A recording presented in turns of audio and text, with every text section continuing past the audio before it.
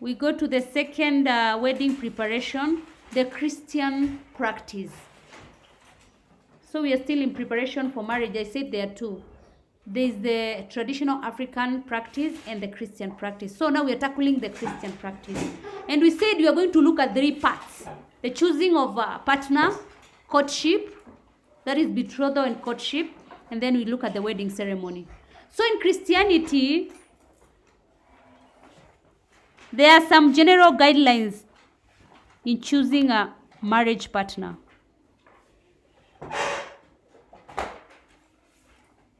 So, choosing a marriage partner,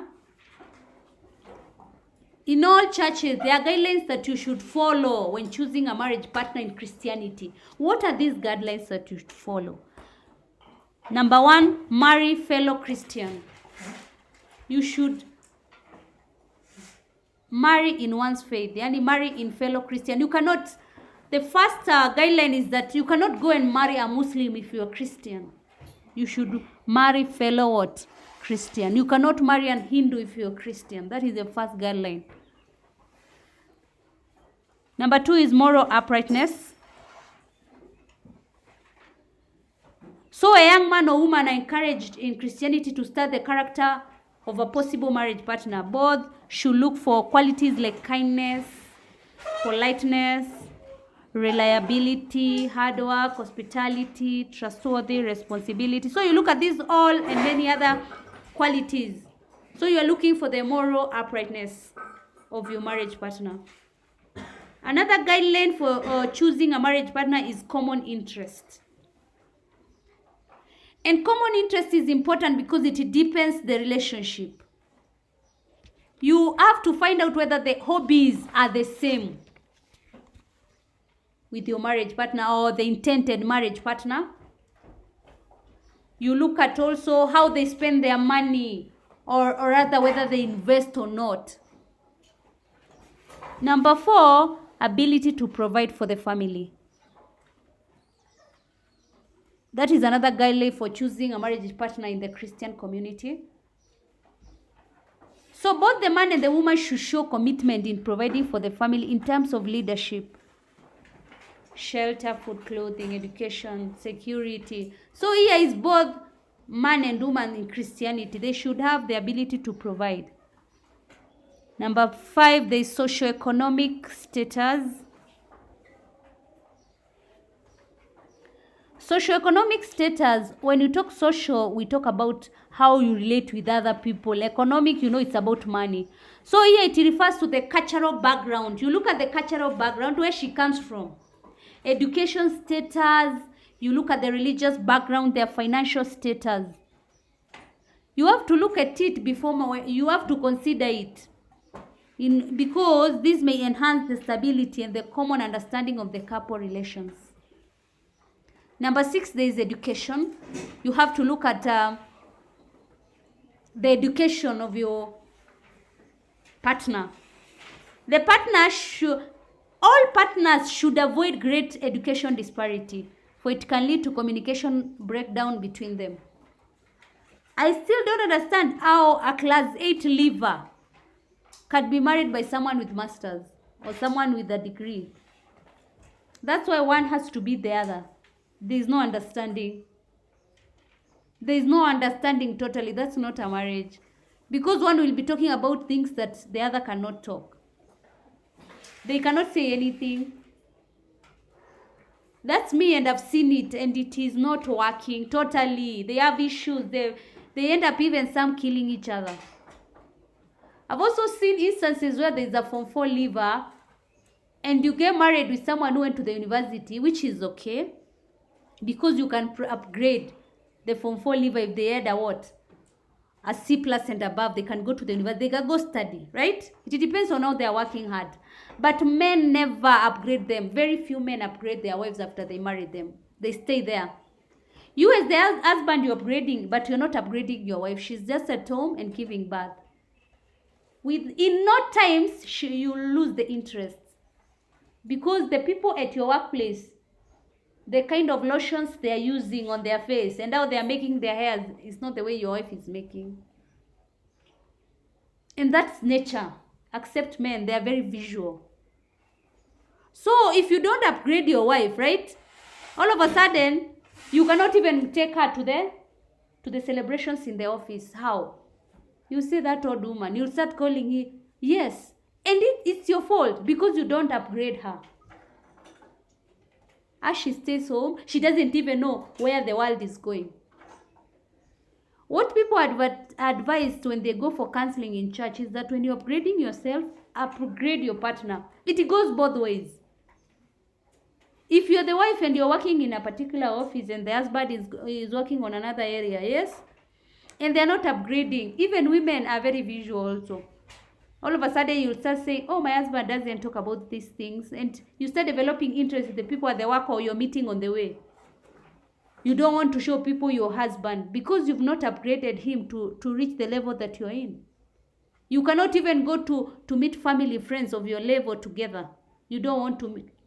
That's why the husband can get out early in the morning and come back in the evening every day of the week, and you don't know where it goes. It's because of this disparity of education. And I'll give you not even education, let me tell you something about finances. When you're very poor, and you're married by a very wealthy person, you'll know. You don't know. People keep on telling you, oh, you'll get lucky. Get married to that family and then you tell me how it goes. Number one, if you're married to a wealthy family, you should work in that family. They work to maintain their wealth, right? They don't sit down. I can tell you a lot about, in order for you to fit in, you'll never fit in. They will always look down upon you. You're the one who came because of the money. Even if they don't tell you, they will look down upon you.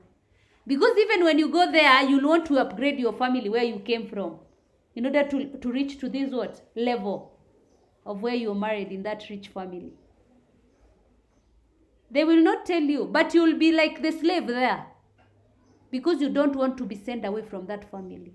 You don't, because you're scared people will laugh at you, people will say you, not because now you think when you get married to that wealthy family, everyone is going to look at you in a different way. But that's me. Go try it. Whether you are a man or a woman, both of you. Especially if you're a man. It's even worse. Ooh. For a man, it's even worse. You know, naturally a lady is not supposed to say a lot of things, yes? You just wait to be provided. That's how the Bible talks about it. But if you're the man, you know, nowadays, dummy husbands are everywhere. Every day, they're everywhere, dummy husbands. Dummy husbands, you know a dummy? You see, those in shops, you see dummies being worn for clothes. They're called dummies. Unaenda kwa duka, unaona msichana amevalishwa nguo hapo. Si unaona msichana? Ndiye anaitwa dummy. Si yuko tu hapo. Haizi fanya chochote. Si ni kinyago hivi. There is a dummy husband like that. You just get married by them. They don't work. You give them money. You buy them a car. Yes. And then you go with them every occasion. You show you have a what? A husband. Everyone is happy you have a husband. You even pay your bride well. You tell them, sasa tuende kwetu. Anakwambia sina pesa. You bring your own money. Unaenda kujilipia mahari. Every day it happens. And then when you give birth, the wife is the one who's paying the school fees. 80% today is like that. Prove me wrong. Prove me wrong. Prove me wrong. This is the society today. Yes, you want someone to be married, then be married. But that husband doesn't say anything. You're told, stay here, you'll stay there. Who's bringing the money? Who's bringing the money? Who's bringing the money? You won't say anything. You're just going to say, oh, my wife did. Oh, my wife did. What are you talking about? You're the man. You can say nothing. You say nothing. Anyway, let's go back to our lesson. We were talking about choosing a marriage partner. So the guidelines of choosing a marriage partner in a Christian community. So we talked about education and we said there should not be a great disparity in education between the partners, because it can lead to communication breakdown between them.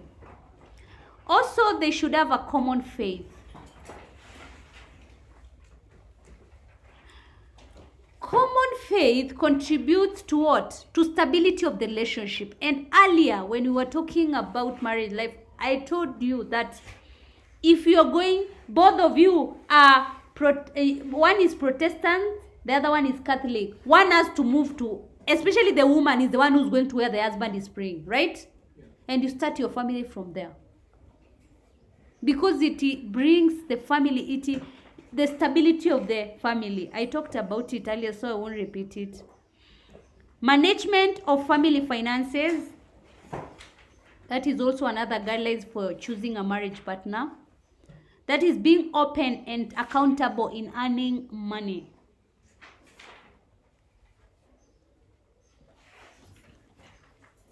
This is the number 2 reason for breaking up or the divorces today. People are not open about their money or how they are spending their money. They don't tell you. Actually, sometimes I'm even worried. It is happening here. You ask them, babako anafanya kazi gani? They don't know. How do you not know what your father does? They don't know what their father is doing. So that means even your mother doesn't know how much the husband does what? Earns.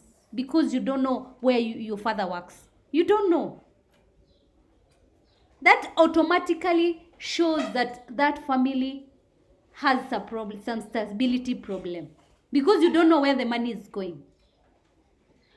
Health status is the last guideline for choosing a marriage partner in the Christian community. Because you are supposed to go for a medical checkup before you get married. Especially, I think it's all the churches. You go for HIV test, yes? Yes, because it has threatened the stability of marriages or stability and the survival of marriages. So young people are always being advised by church today to go for medical checkup so that they know their status. And this is because HIV/AIDS has threatened the stability and survival of a marriage.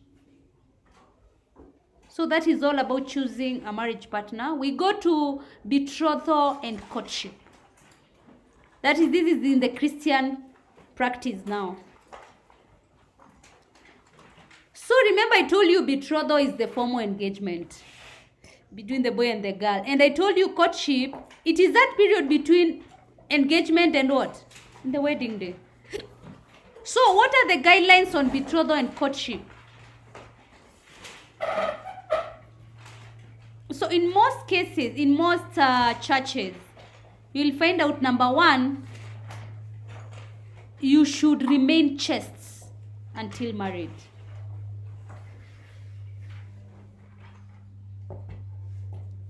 So that means that you should not have sexual intercourse before marriage. So that is the first guideline in Christianity on betrothal and courtship. Number 2, the church emphasizes on patient. Be patient. You should be patient and ensure they truly love one another before marriage. So you should not be in a hurry. There is need for the youth to be patient and ensure they truly love one another before they marry. Not to rush. A very important aspect also in guidelines of betrothal that I like is going for premarital counseling. All churches emphasize on it. Like for example, in the Roman Catholic that I go to, you'll find out they have to go for like six sessions. Is it more than 6 sections? And they have to receive counseling on finances, a lot of things. So those intending to marry are encouraged to go for premarital counseling to equip them with life skills that would help them deal with marital challenges. They should also, another guideline of betrothal is that to wed in church. So the youth and the couple are encouraged to wed in church in order to receive God's blessings. So they're encouraged to wed in the church. Number 5, They should also seek advices from older couples. So to seek good and objective advice, especially from those who are older and more experienced. So, and here remember, you're seeking these advices and counseling from Christian what? Couples. Not just anyone.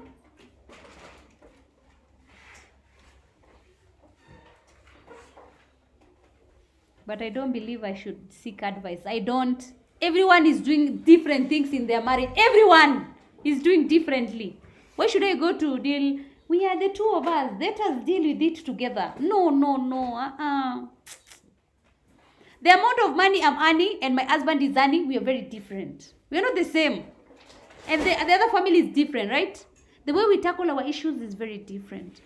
Counseling, you need it. You need it for someone who is experienced in marriage, who knows about these issues, not reading about them, no, who has really experienced them. Yes. I can also read about these issues and how people have settled it. But telling people my issues, I have an issue about telling people how I'm feeling. Because if you tell someone, they must say. I keep on telling you here. They must say. Go tell someone here. They will say. Just tell someone your issues. They will say. I'd rather keep them. I'd rather read a book, how to sort my issues, or discuss with the other. Hey, they will tell you. They will go spreading. Oh, unaona nani? Sele aliniambia jana mamake hakuja kwa sababu gani? Sasa kwisha, umeshaambia Karo anaambia Christine anaambia inafikia Munyoki, inafikia Matro, inafikia Mr. nani, inafikia all of a sudden nasikia kwa Prince wakaambia huyu yule mwanafunzi alinini Chineke. You wonder how it reached there. You tell someone issues, kwisha pe. I told you. We continue. To commit also, the last guideline on betrothal and courtship is to pray. To commit themselves to prayer and power of the Holy Spirit in their relationships. So as a couple also, you should, if you're intending to marry, you should be able to pray.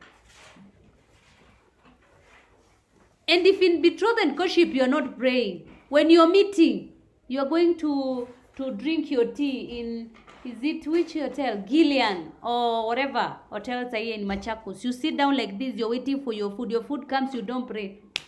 You get married, you won't pray. Francis, you won't. You have to start there. Yes? You've met like this, you are talking, you say, let's thank God because we've had a good day. If you don't pray, don't think you'll start in marriage. You won't.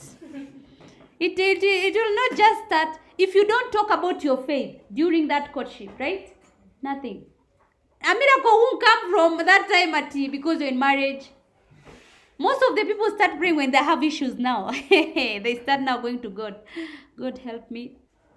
When you're having issues now, you should be able to make your partner to start praying early in advance. You thank God for everything. Because now, even in marriage, now you're just going to do what? To transition. And people don't change. The way they are, they will remain the same. The way they are. Very few people change, and because of their own will. Not because that you tell them to change and they change. No, this is a different person from a different family who doesn't know you. Yes, they're getting to know you. Yes, I don't know about these things. You can ask Mr. Kamau. Then the last part, we go to the wedding ceremony. That is the last part of the Christian practice. Number one, it takes place in a church. It is presided over by a minister or a priest. A minister, just say a minister. Minister means either a pastor or a priest.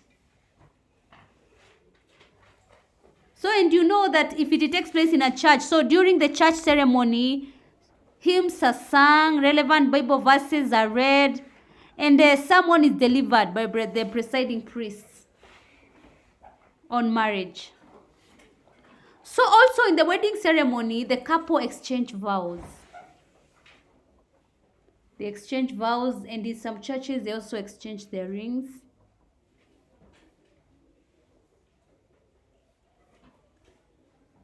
The couple signs a marriage certificate.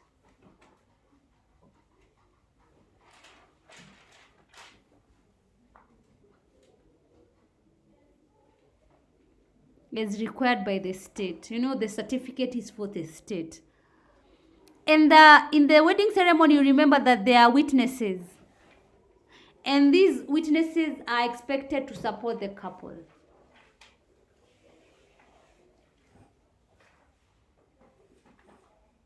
Then the couple hosts a reception where they feast and merrymake with their relatives and guests.